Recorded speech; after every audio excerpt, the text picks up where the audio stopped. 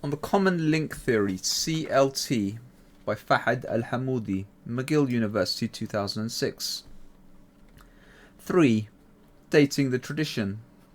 According to Schacht, the dating of traditions consists in determining who the CL for any given hadith was, as they were the one responsible for original fabrication. He says, the existence of common transmitters enables us to assign a firm date to many traditions and to the doctrines represented by them. All Schachtians employ variations of this approach, commonly relying upon Schacht's CLT, but differing as to whether or not the CL should be considered the originator or the collector of the hadith. Even attempts to date hadith to a significantly earlier time are included within this Schachtian framework. Given the faulty nature of Schacht's CLT, which lies at the heart of all these methods, such approaches to dating hadith are rendered dubious. Within this section, I will explicate the nature of these various attempts at dating and the common error that they all share. As previously discussed in Chapter 1, several scholars before and after Schacht have used different methodologies to determine when the corpus of prophetic tradition originated.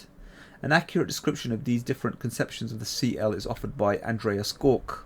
He states, there are three different concepts of what the CL represents. It is either considered to be the collector who first systematically spread the hadith. In this case, the hadith in question is older than the CL. The second concept considers the CL to be the inventor of the hadith in question, in this case also providing it with an isnad reaching further down, possibly to the Prophet. Finally, it can be considered to be the authority to whom a tradition is ascribed by a later figure, and whose authority is large enough to make other persons also ascribe to the tradition ascribed to him. The first concept is embodied by Motzki when he suggests that the first step in determining the CL should consist of compiling isnads of all versions of the same tradition found in different sources into one bundle. Ideally, all available sources, even late ones, should be included. If Motzki's first step were followed in order to reformulate and improve the accuracy of the Schachtians' claims about the CLT, a dilemma would remain.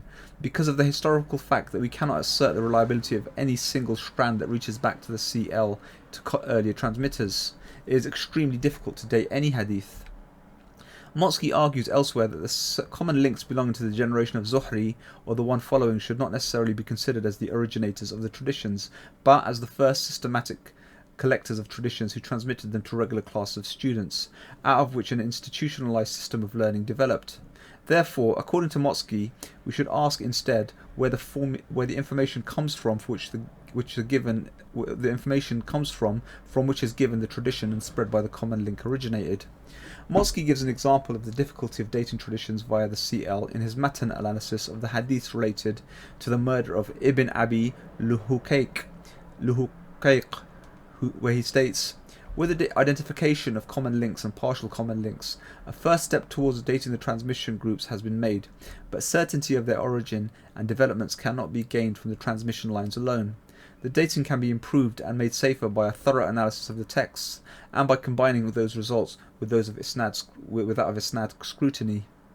Several recent studies have shown that isnads are not always arbitrary, as can be assumed due to the misinterpretation of the ideas of J. Schacht, but may reflect the transmission of the history of texts with which they were connected.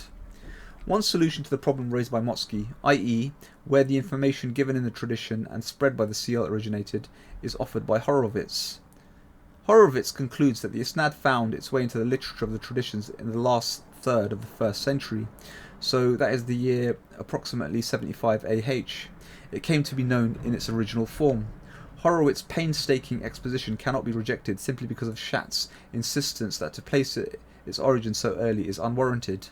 Fuchs concludes from Horowitz's study that the traditions go back to the 1st century, thus one escapes many otherwise unavoidable difficulties caused by Schacht's theory.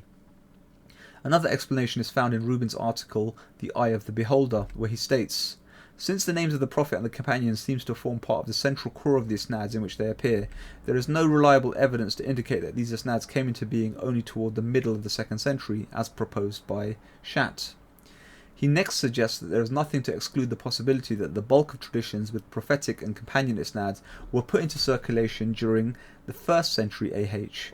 Rubin suggests that the traditions he has seen with complete isnads and that include a companion would have come into being as early as the generation of the companion himself. If the traditions came into being around the year 75 AH, as suggested by Horowitz and Fuchs, or during the Companions' generation as acknowledged by Rubin, then the essential claim of Schacht's CLT, that the CL is the fabricator, collapses, because Schacht accepts the Hadith if the CL was the Prophet himself or one of his companions.